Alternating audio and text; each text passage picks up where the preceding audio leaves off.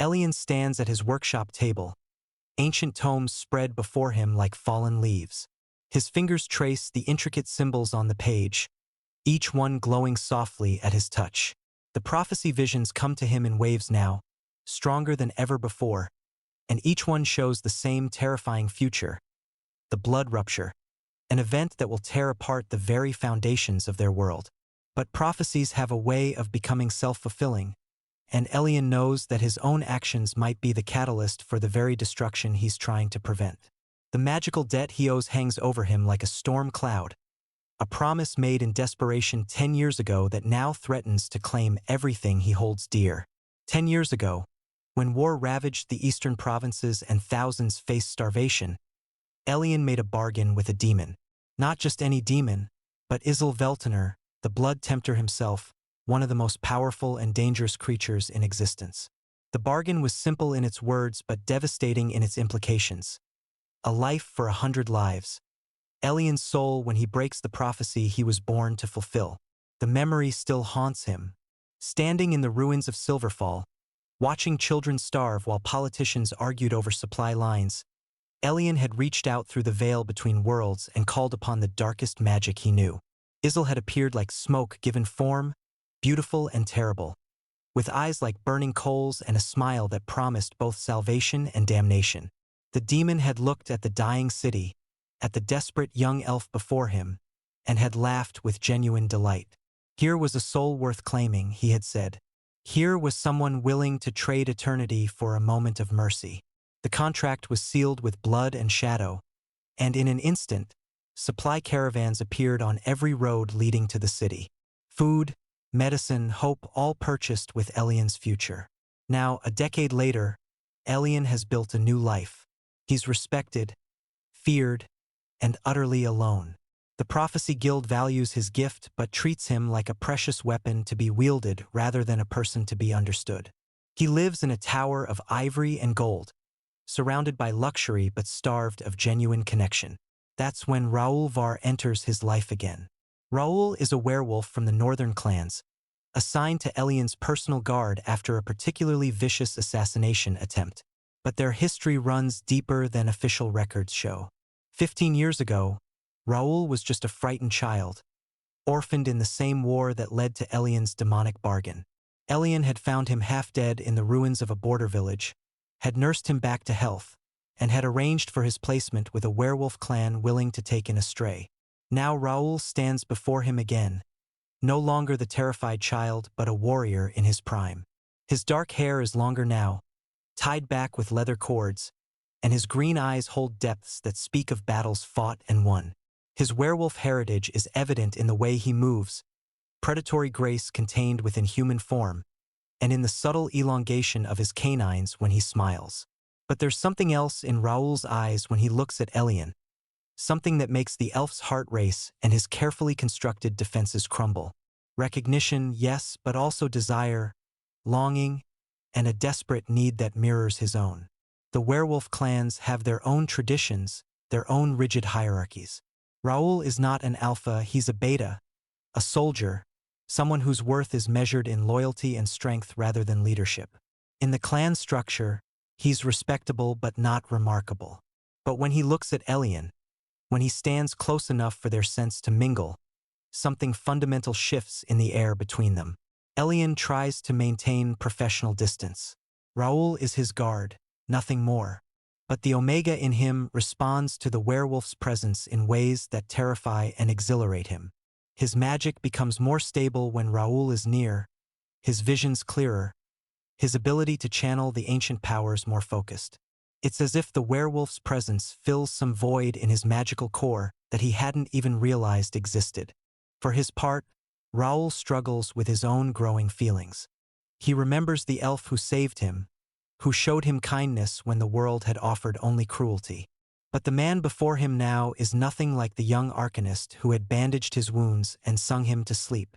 Ayaan has grown into something magnificent and terrible, a creature of power and beauty who seems as far above Raoul as the stars. Yet there are moments when the mask slips, when Ayaan looks at him with such longing that Raoul's wolf instincts scream at him to close the distance, to claim, to protect, to love.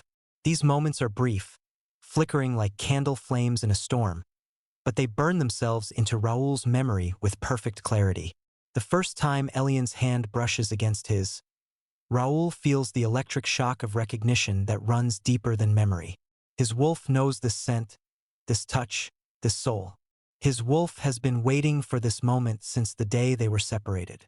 But his human mind, trained in the harsh realities of clan politics and social hierarchy, tells him that such dreams are folly. Ayaan is an Omega, yes, but he's also a master arcanist, a noble of the guild, someone whose social standing places him far above a simple clan warrior. More than that, he's bound by magical contract to a demon, a debt that hangs over him like a sword suspended by a single thread. What future could they possibly have together?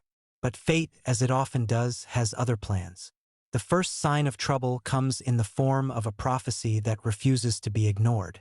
Ayaan wakes from his trance to find his workshop in chaos, magical energy crackling through the air like lightning, and his latest vision burned into the stone floor in letters of fire. The blood rupture is coming, and it will begin with a choice, his choice. Raoul finds him there, kneeling among the scattered papers and broken vials, his face pale with exhaustion and fear. Without hesitation, the werewolf gathers him into his arms, carrying him to the solar where the afternoon light can chase away the shadows of prophecy. He doesn't ask questions, doesn't demand explanations. He simply holds Ayaan until the trembling stops, until the elf's breathing steadies, until the moment of crisis passes. It's then that Ayaan realizes how much he's come to depend on Raoul's presence, how much the werewolf's steady strength has become essential to his daily existence. And it's then that he makes his first mistake. He allows himself to hope. The hope is short-lived. A letter arrives from the northern clans, bearing the seal of Raoul's birth pack. Ayaan watches the color drain from his guard's face as he reads it, watches his shoulders tense with the weight of unwelcome duty. The pack is calling Raoul home, demanding his return for matters of urgent importance. But Raoul doesn't leave. Instead, he burns the letter in Ayyaan's fireplace and swears an oath of personal loyalty that binds him to the elf's service above all other obligations. It's a romantic gesture, the kind that belongs in ballads and fairy tales, and it terrifies Ayaan more than any prophecy ever could, because he knows what such defiance will cost. He knows that the clans do not forgive those who place personal loyalty above pack loyalty. He knows that by staying, Raoul is sacrificing his future, his family, his very identity as a werewolf. And he knows that he's selfish enough to let him do it. The guilt eats at him like acid. Every day that Raoul remains at his side is another day of borrowed time, another step toward a precipice from which there will be no return. Ayaan throws himself into his work with renewed desperation, searching ancient texts for some way to break the prophecy, to change the future, to save everyone he cares about from the consequences of his choices. But the prophecies remain unchanged, and the magical debt continues to grow heavier with each passing day. Isil's presence lingers at the edges of his consciousness like a half-remembered dream, and Ayaan knows that soon the demon will come to collect what he's owed. The demon arrives on a night when the moon is dark and the air crackles with coming storm. Ayaan is alone in his study, Raoul having been called away on guild business, when the temperature in the room drops by 20 degrees and shadows begin to move independently of their sources.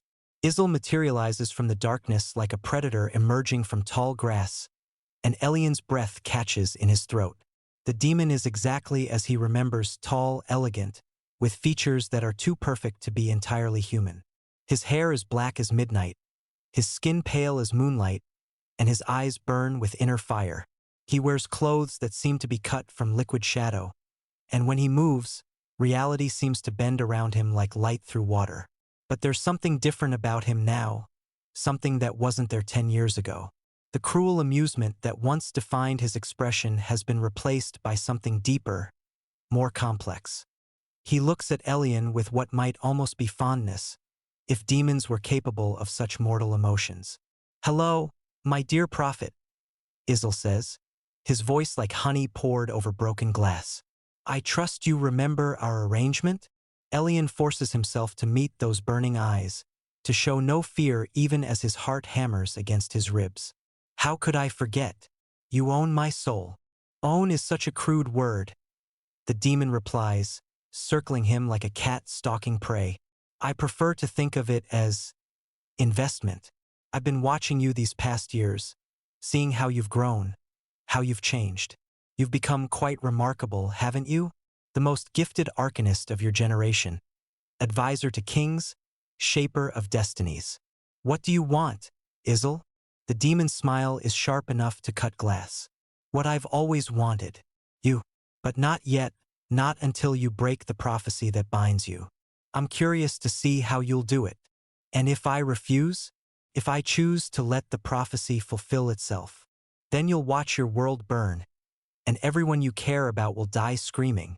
Isil's tone remains conversational, as if he's discussing the weather, including your devoted werewolf guardian. The mention of Raoul sends ice through Ayaan's veins. Leave him out of this. Oh, but he's already in it, isn't he? The prophecy speaks of 3 souls bound by fate, 3 hearts that beat as one. You've found 2 of them already. Isil's eyes glitter with malicious delight. Tell me, does he know about our arrangement? Does he know that every day he spends at your side brings him closer to damnation?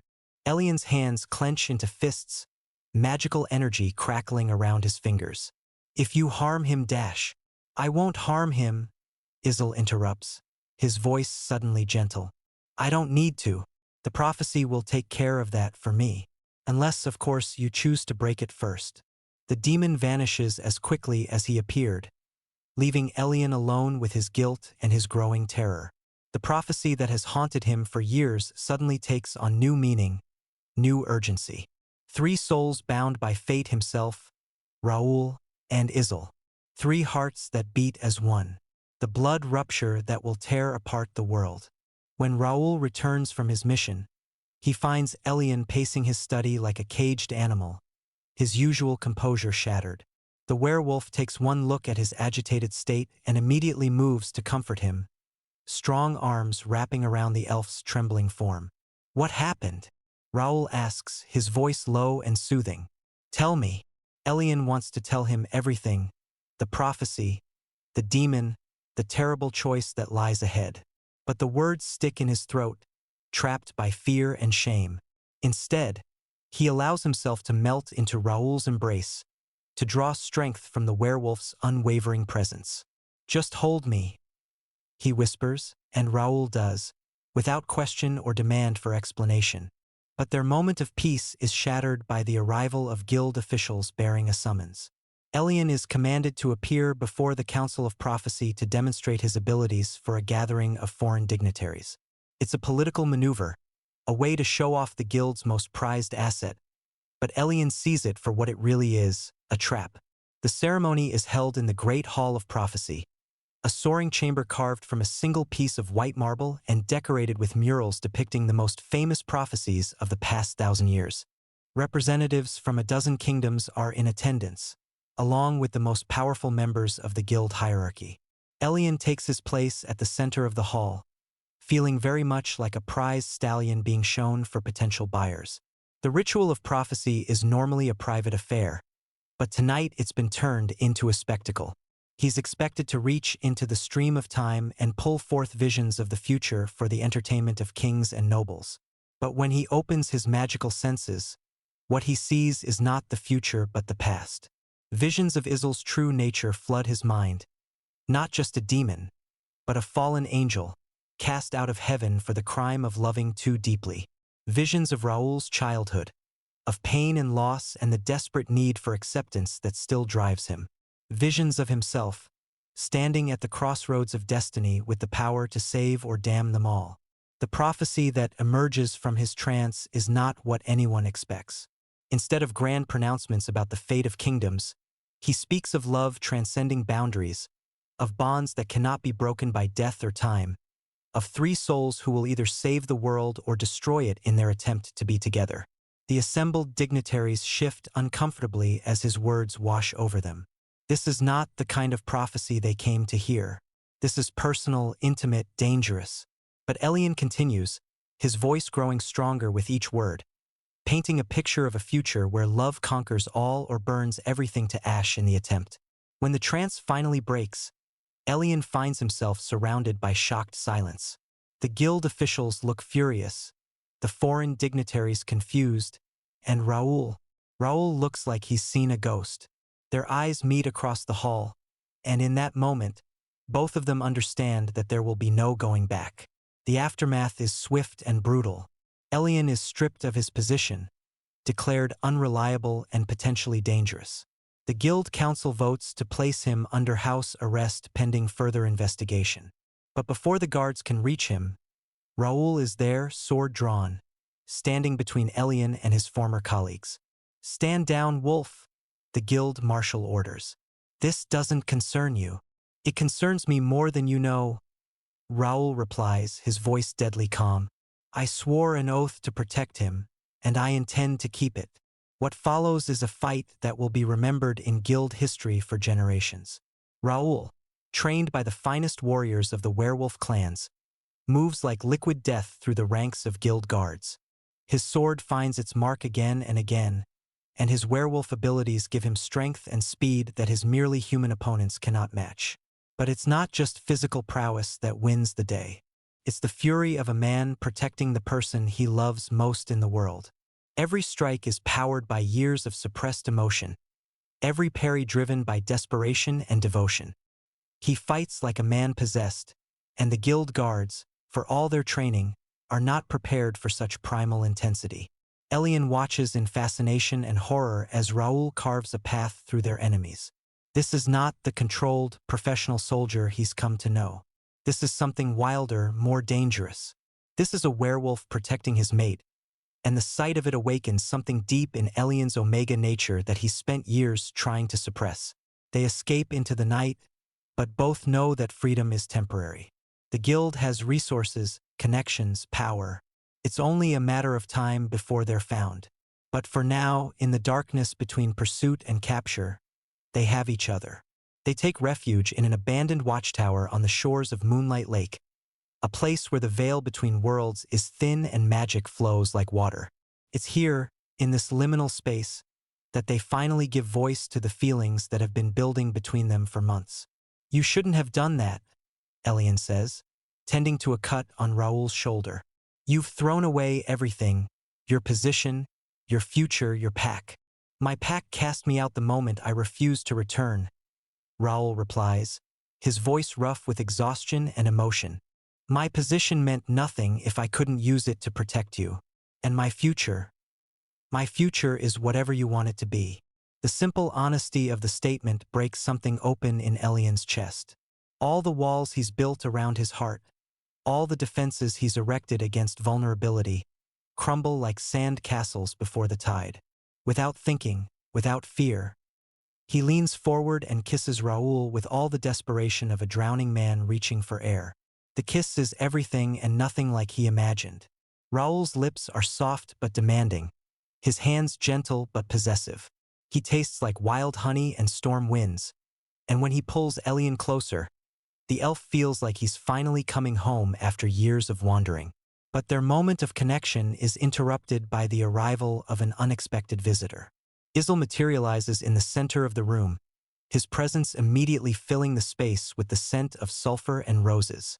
His eyes take in the scene before him, the two men locked in embrace, the obvious intimacy between them, the way they move to protect each other even in the face of demonic intervention. "How touching," the demon says, his voice dripping with false sweetness. "True love conquers all. Does it?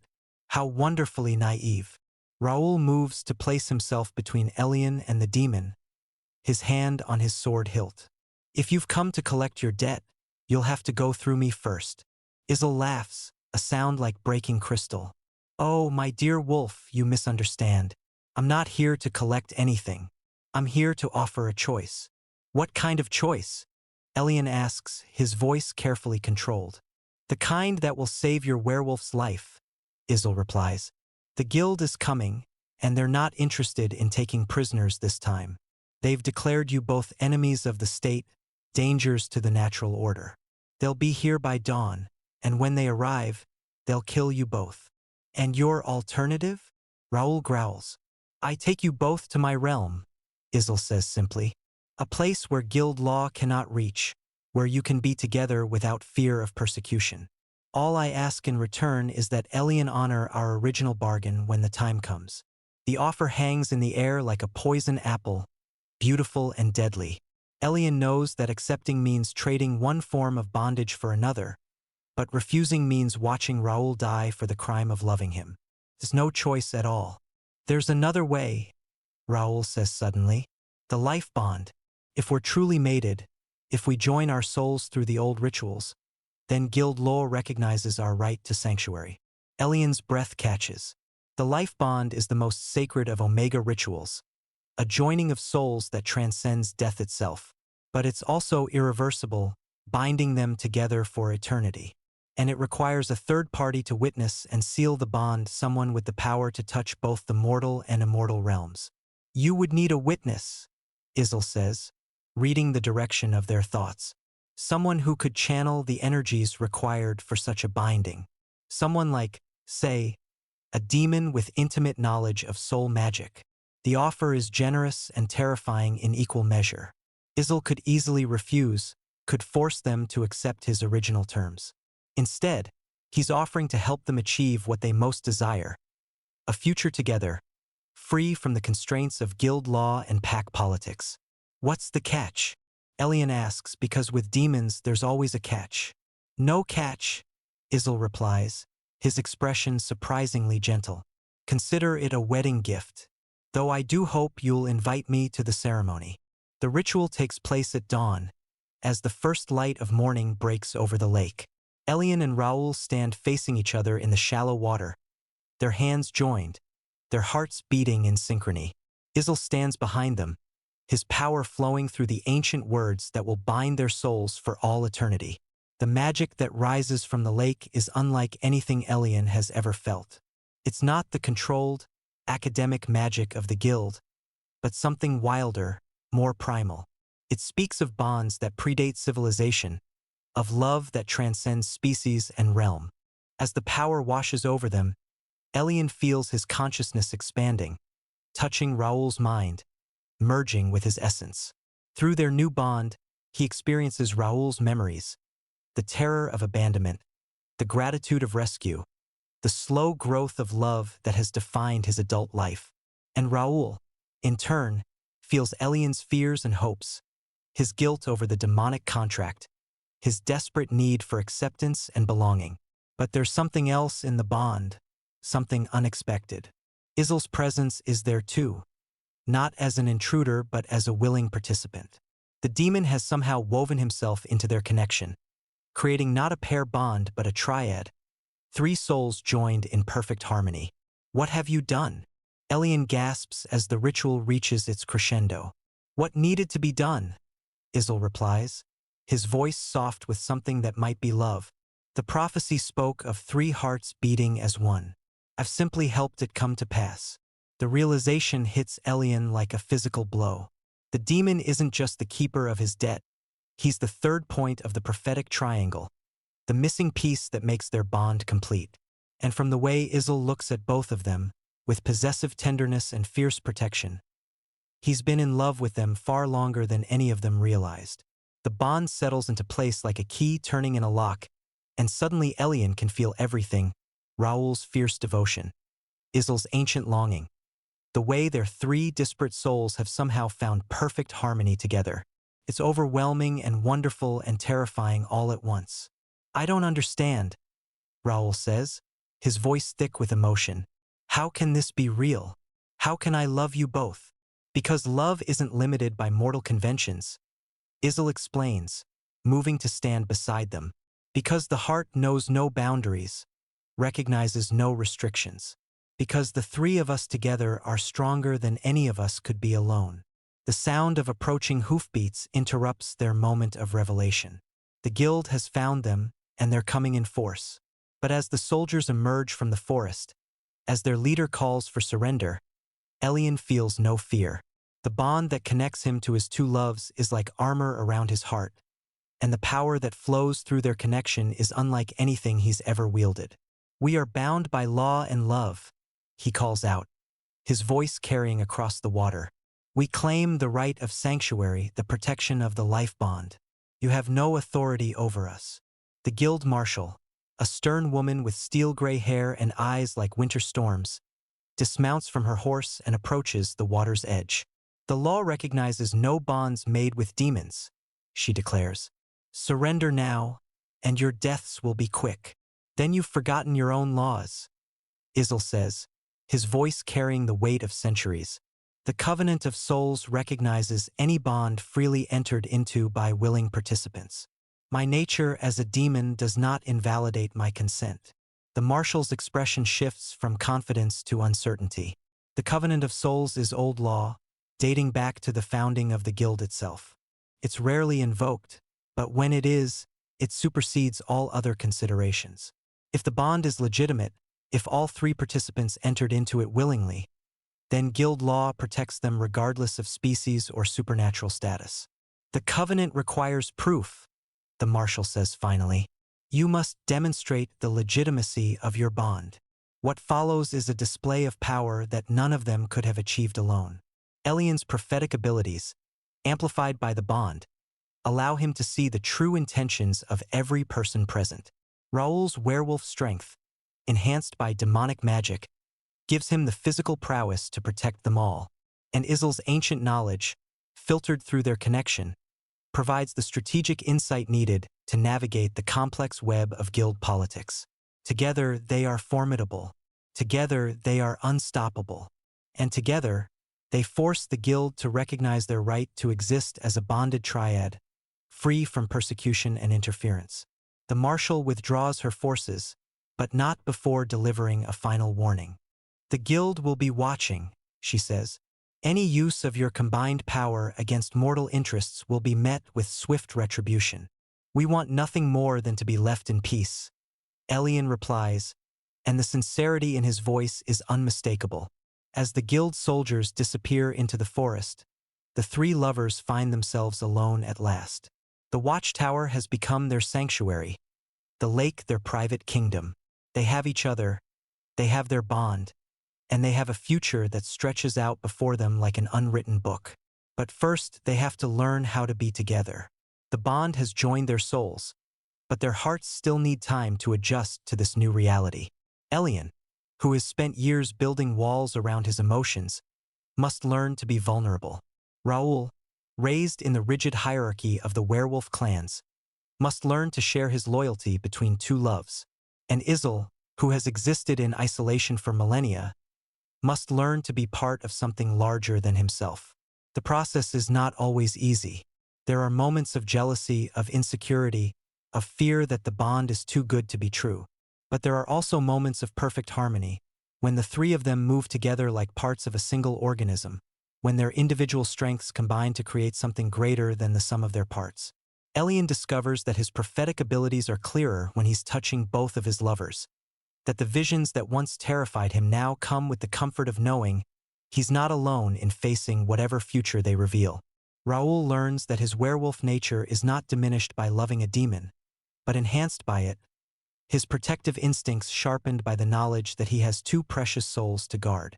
And Isil finds that his demonic powers, so long used for destruction and manipulation, can be turned toward creation and protection when motivated by love. They establish a new home on the shores of Moonlight Lake, a place where the boundaries between realms are thin and magic flows like water. It's not a grand palace or a mighty fortress, but a simple cottage surrounded by gardens where rare plants from multiple dimensions grow in impossible harmony. It's a place where they can be themselves, where the love they share can flourish without judgment or interference. Word of their bond spreads throughout the magical community, and they find themselves becoming symbols of a new kind of relationship, proof that love can transcend the ancient boundaries between species and realms. Other triads form, inspired by their example. The rigid social structures that have defined their world for millennia begin to shift and change. But their greatest challenge comes not from external opposition but from the prophecy that started it all. The blood rupture that Ayaan has feared for so long finally begins to manifest, but not in the way he expected.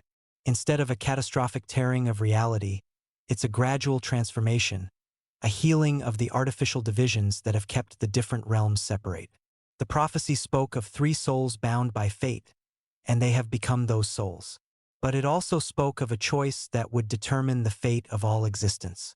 That choice, Ayaan realizes, is not about preventing the blood rupture but about guiding it, shaping it into something that brings healing rather than destruction. With his lovers at his side, Ayaan reaches out with his enhanced prophetic abilities and touches the flow of destiny itself. He sees the future spreading out before them like a vast tapestry, threads of possibility weaving together in patterns of incredible complexity. And at the center of it all, he sees the 3 of them, Omega, werewolf, and demon, standing as guardians of a new age. The blood rupture, when it finally comes, is not a catastrophe but a liberation. The barriers between realms don't shatter violently but dissolve gently, allowing for greater communication and understanding between the different species that share their world. The rigid hierarchies that have defined society for millennia give way to more fluid, more accepting structures. Ayaan, Raoul, and Isl find themselves at the center of this transformation, their bond serving as a template for new kinds of relationships, new forms of family, new ways of organizing society. They become teachers, guides, and protectors, helping others navigate the changed world they've helped create. But their most important role is simply being themselves 3 souls who found love in the most unlikely circumstances, who chose each other despite every obstacle, who proved that the heart knows no boundaries. They are living proof that love can conquer fear, that acceptance can overcome prejudice, that the bonds we choose can be stronger than those we're born into. As the years pass, their love only grows stronger. They face challenges together, celebrate victories together, and build a life that is rich with meaning and purpose. They adopt children from various realms, creating a family that reflects the diversity of their world. They establish schools and sanctuaries for those who don't fit into traditional categories. They become a beacon of hope for anyone who has ever felt like an outsider. And through it all, they remain devoted to each other with a passion that burns as bright as the day they first bonded. Ayaan's touch still sends electricity through Raoul's veins. Raoul's strength still makes Ayaan feel safe and cherished. Isl's presence still fills them both with wonder and desire. They are 3 parts of a single whole, 3 notes in a perfect chord, 3 hearts beating as one. The prophecy that once seemed like a curse has become their greatest blessing. The blood rupture that threatened to destroy their world has instead transformed it into something better. And the demon's debt that once hung over them like a sword has been transformed into a gift, the gift of perfect love, freely given and joyfully received. On quiet evenings, when the work of changing the world is done for the day, they sit together by the lake and watch the sunset paint the sky in shades of gold and crimson. They talk about the future, about the children they're raising, about the world they're helping to build. But mostly, they just enjoy being together, 3 souls who found each other against all odds and chose to create something beautiful from the ashes of their old lives. Their love story becomes legend, told and retold throughout the realms as proof that love can conquer all, that family is what we make it, that the bonds we choose can be stronger than fate itself. They are the Omega who found his strength, the werewolf who found his pack, and the demon who found his redemption. They are 3 hearts beating as one, 3 souls bound by love, 3 lives intertwined for all eternity. And in the end, that is enough. That is everything. That is the greatest magic of all. The story of Ayaan, Raoul, and Isl becomes a testament to the power of love to transform not just individuals but entire worlds. Their bond serves as a bridge between realms, a healing force that brings together what was once divided. They prove that the greatest prophecies are not about grand gestures or cosmic events, but about the simple, profound act of choosing to love without reservation, without condition, without fear. They are the blood contour made manifest, not a spell or a ritual, but a living demonstration of what happens when 3 souls decide to become one. They are the future made real, the hope made flesh, the love made eternal. And their story, like their love, will endure for all time, a shining example of what is possible when we have the courage to follow our hearts, no matter where they lead us. In the mystical world of blood contour, where magic determines status and species define destiny. Three unlikely souls found each other and chose to rewrite the rules of existence itself. Their love became the catalyst for a new age, their bond the foundation for a better world. And their story, told in whispers and sung in ballads, reminds us all that the greatest magic is not in the spells we cast or the powers we wield, but in the love we share and the families we choose to create. This is their story. This is their legacy. This is the blood contour, not a mark of magical power, but a symbol of the bonds that connect us all, the love that transcends all boundaries, and the hope that lives in every heart brave enough to believe in the impossible. Chapter of New Beginnings. 5 years after the blood rupture transformed their world, Ayaan stands in the council chamber of New Haven, the city they built together on the shores of Moonlight Lake. The chamber is filled with representatives from every realm: werewolves, demons, elves, humans, and dozens of other species that once lived in isolation or conflict. Today, they're voting on the Charter of Unity, a document that will formalize the new relationships between the realms. Ayaan's role as chief mediator is one he never expected to hold. His prophetic abilities, enhanced by the bond with his lovers, allow him to see the potential consequences of every decision before it's made. But more than that, his experience of being an outcast has given him deep empathy for those who don't fit into traditional categories. Raoul enters the chamber, his ceremonial armor gleaming in the afternoon light. As captain of the Unity Guard, he's responsible for maintaining peace between the various factions that still occasionally clash over old grievances. His werewolf pack instincts, channeled through the bond with Ayaan and Isil, have evolved into something larger, a protective drive that encompasses not just his lovers, but their entire community. Behind him comes Isil, elegant as always in robes that seem to shift between shadow and starlight. As master of interdimensional affairs, he manages the complex magical protocols that allow beings from different realms to coexist safely. His demonic nature, once a source of fear and mistrust, has become an asset in dealing with the more dangerous aspects of interdimensional relations. The three of them take their positions at the high table, and Ayaan calls the session to order. The vote on the charter has been building for months, with passionate arguments on all sides. Some representatives want complete integration of all realms, while others prefer maintaining distinct boundaries. The compromise document before them attempts to balance these competing desires. Before we vote, Ayaan says, his voice carrying clearly through the chamber, I want to share a vision I had last night. I saw our children, all of our children, regardless of species or realm of origin, playing together in gardens that bloom with flowers from every dimension. I saw them learning from each other, growing up without the prejudices that have divided us for so long. I saw them creating art, making music, falling in love across species lines without fear or shame. He pauses, looking around the chamber at the faces of beings who were once enemies, now united in their commitment to building something better. But I also saw another possible future. I saw us retreating into our separate realms, allowing fear to rebuild the walls we've worked so hard to tear down. I saw our children inheriting our conflicts instead of our hopes. The chamber is silent, every representative hanging on his words. Through the bond, Ayaan can feel Raoul's steadying presence and Isil's ancient wisdom supporting him.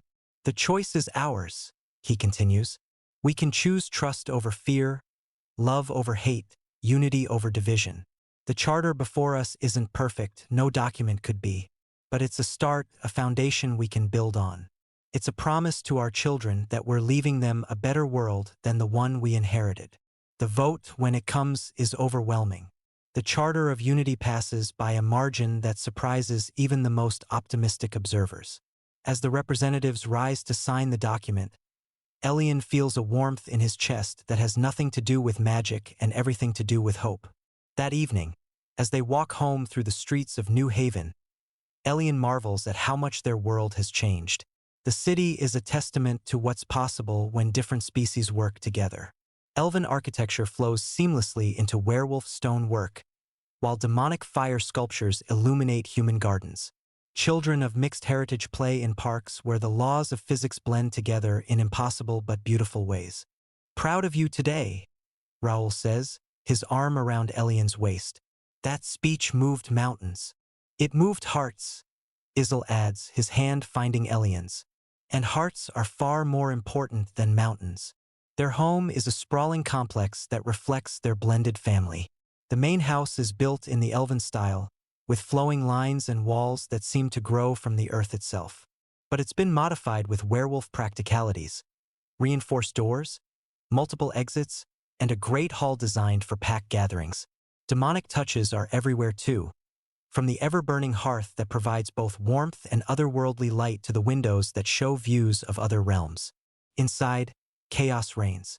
Their 5 adopted children are engaged in what appears to be a complex game involving floating objects, shifting gravity, and a great deal of laughter. Lyra, their eldest at 15, has inherited her elven father's prophetic abilities and uses them to anticipate her siblings' moves. Finn, a werewolf cub they rescued from a border skirmish, combines his natural agility with the demonic magic Isel has taught him. The triplets, Arya, Zeph, and Nova, are half-demon children whose parents died in a realm-crossing accident, and their combined powers are formidable enough to reshape reality around them. Family meeting, Ayaan calls, and the children immediately cease their game, objects gently floating to rest on the floor. We need to talk about the Academy. The Academy is their latest project, a school designed specifically for children of mixed heritage or unusual abilities. Traditional educational systems simply can't accommodate students who might spontaneously shift between forms, accidentally glimpse the future, or whose emotions can literally reshape their environment. When do we start? Lyra asks, her excitement evident. At 15, she's old enough to serve as a junior instructor, helping younger students learn to control their abilities. Next month, Isel replies. We've had applications from all over the known realms. Parents who thought their children would never fit in anywhere are sending them to us. What about the opposition? Finn asks, his practical werewolf mind already thinking about security concerns. The Purist Coalition isn't going to like this. The Purist Coalition is a group of traditionalists from various realms who oppose the changes that have swept their world. They believe that the mixing of species and realms is an abomination that will lead to chaos and destruction. While they haven't resorted to violence, their political influence is substantial. Let them complain, Raoul says firmly. We have the legal right to establish the Academy, and we have the support of the Unity Council. More importantly, we have the moral imperative to help these children. That night, after the children are asleep, the 3 lovers sit together in their private chambers. The room is a perfect blend of their individual tastes, elven elegance, werewolf comfort, and demonic grandeur.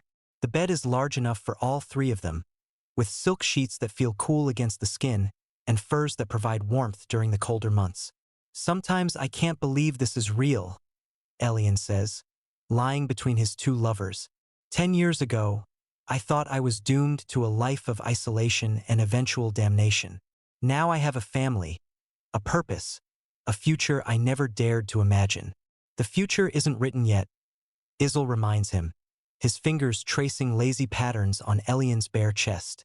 Every day we choose it anew. And every day we choose each other, Raoul adds, his arm tightening around both of them. That's what makes it real. Their lovemaking that night is different from their usual passionate encounters.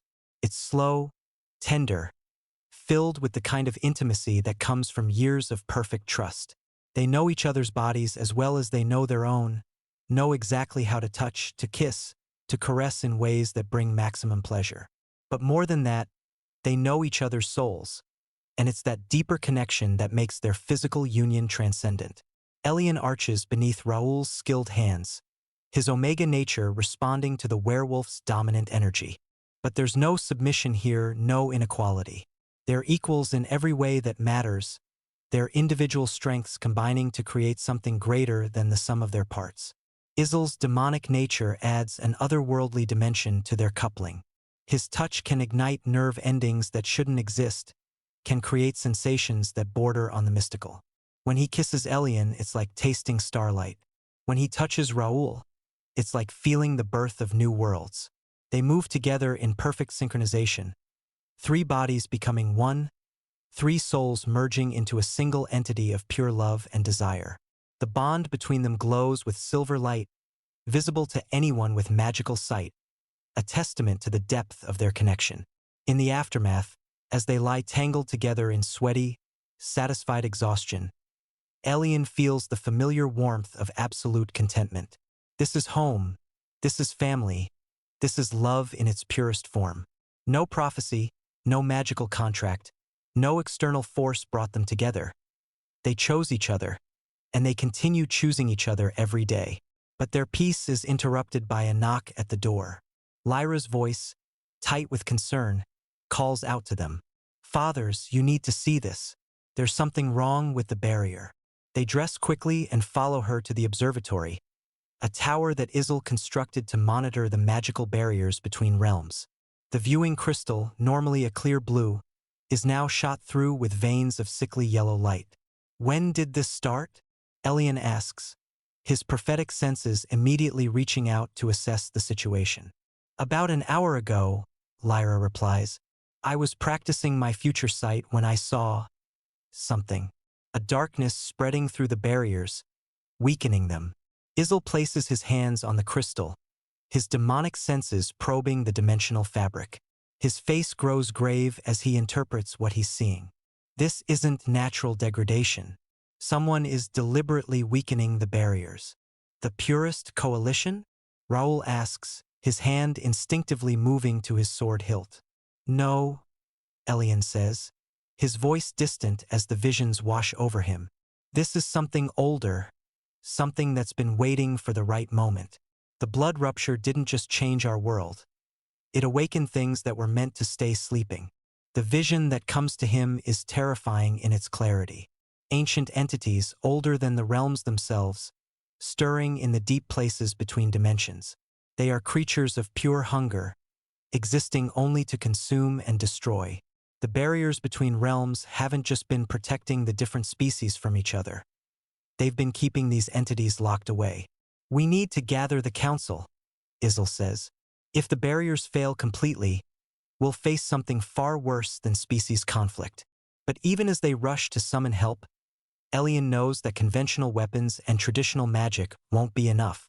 The entities he's seen in his visions are antithetical to existence itself.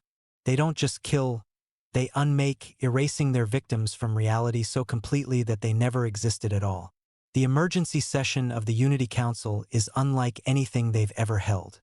Representatives who were celebrating the Charter of Unity just hours before now face the possibility of complete annihilation.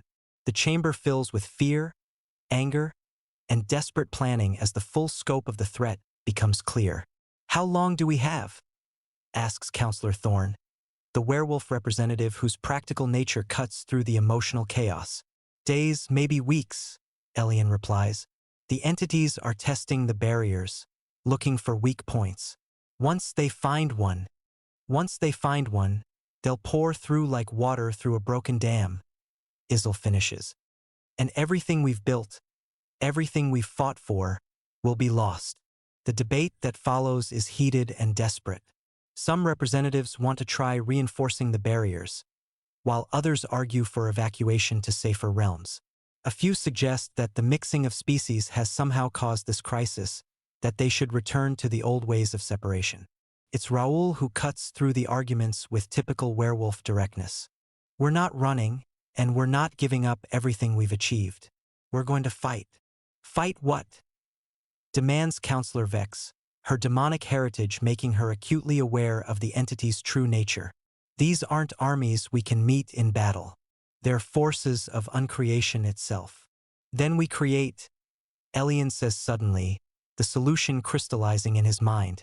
We've spent years building bonds between realms, creating new forms of magic, new ways of being. What if we use that creative force as a weapon? The idea is radical, unprecedented, and possibly suicidal. Instead of trying to fight the entities with destructive magic, they would use the bonds they forged to create something entirely new, a network of interconnected souls that could stand against the forces of uncreation. It would require volunteers, Isil warns. people willing to link their souls permanently, to become part of something larger than themselves. We've already done it, Raoul points out. Our bond, our family. We've proven it works on a small scale. But this would be different, Ayaan explains. We're talking about linking thousands of souls, creating a living network that spans multiple realms. The volunteers would retain their individuality, but they'd also be part of a collective consciousness dedicated to preservation and creation. The debate continues for hours, but eventually the decision is made. They will attempt the Great Linking, the most ambitious magical working in recorded history. Volunteers from every realm will join their souls together, creating a force that can stand against the entities threatening their existence. The preparations take 3 days, during which the barriers continue to weaken. Strange phenomena begin manifesting throughout New Haven. Shadows that move independently of their sources, flowers that bloom backwards into seeds, children who age in reverse for minutes at a time. The entities are already beginning to affect reality, their mere presence causing the normal laws of existence to break down. Ayaan spends the time in deep meditation, his prophetic abilities pushed to their absolute limits as he maps the spiritual landscape of their world.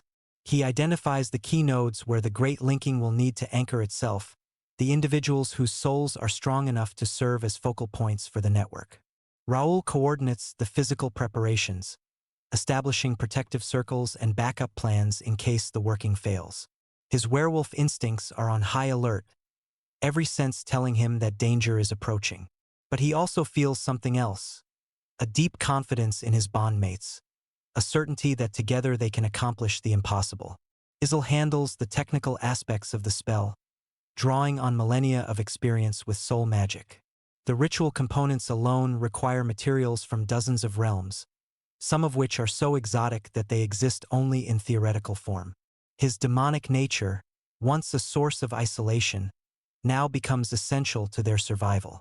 The night before the Great Linking, the 3 lovers spend time with their children, knowing that success or failure, nothing will ever be the same. They read stories, play games, and offer reassurance that everything will be all right. But privately, they each wonder if they're lying. Are we doing the right thing? Ayaan asks as they lie together in the darkness. What if we're wrong? What if this makes things worse? Then we'll face the consequences together, Raoul replies. But doing nothing guarantees failure. At least this way, we're fighting for something worth preserving. I've seen countless civilizations rise and fall, Isil adds. What we've built here, what we've created together, it's worth any risk.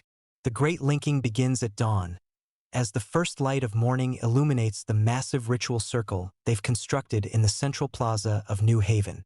10,000 volunteers from every realm stand ready to join their souls together, their faces showing a mixture of fear and determination. Ayaan, Raoul, and Isil take their places at the center of the circle, their existing bonds serving as the seed from which the greater network will grow.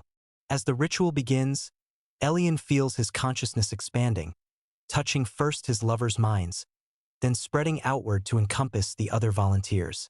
The sensation is overwhelming. 10,000 different perspectives, 10,000 sets of memories and experiences, 10,000 unique souls all linked together in common purpose.